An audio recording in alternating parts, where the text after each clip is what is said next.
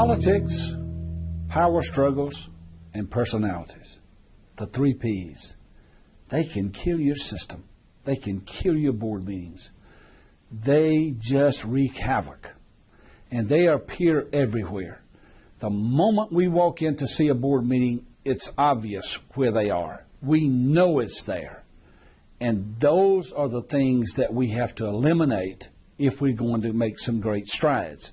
Because people who have a larger-than-life personality, that's not all bad. You can use that for your for the betterment of your system. Some people are extremely political. That's not all bad because, listen, you're not going to go far as a board without some politics. Now, we all know that. I'm not advocating no politics because nothing will get accomplished for you, Harley, without some politics. But there's a good kind and there's a bad kind. The power struggles.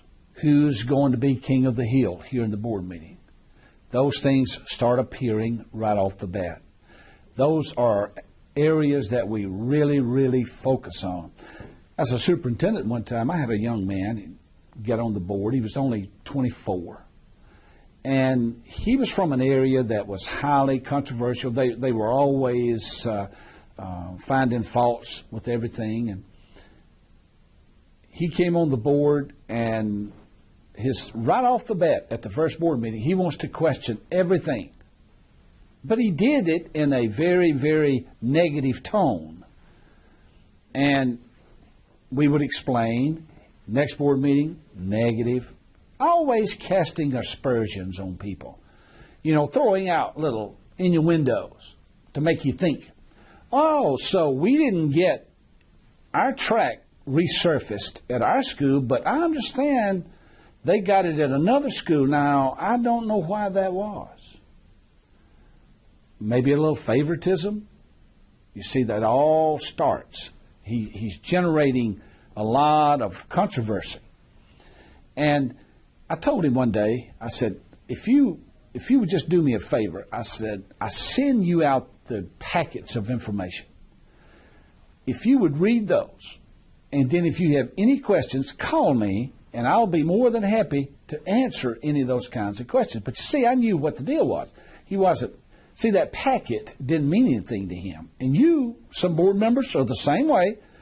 You still are going to create a problem even though you got that packet. And you know if you call prior to, you could eliminate that. But he didn't want to eliminate that. He wanted to create a disturbance at the board meeting. He told me, he said, well, you know, that's just the way I am. That's the kind of board member I am. Well, another 2 or 3 months went along. He did the same thing every month. And it was to the point of being ridiculous. And I mentioned to him again, I said, you know, you're really hurting the board. You're really hurting me as a superintendent. I said, what have I done for you not to like me or not trust me? Oh, I like you, Doc.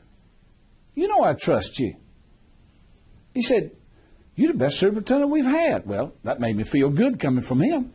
But he said, I got to do what I do. Because if I don't do what I do, I can't be reelected.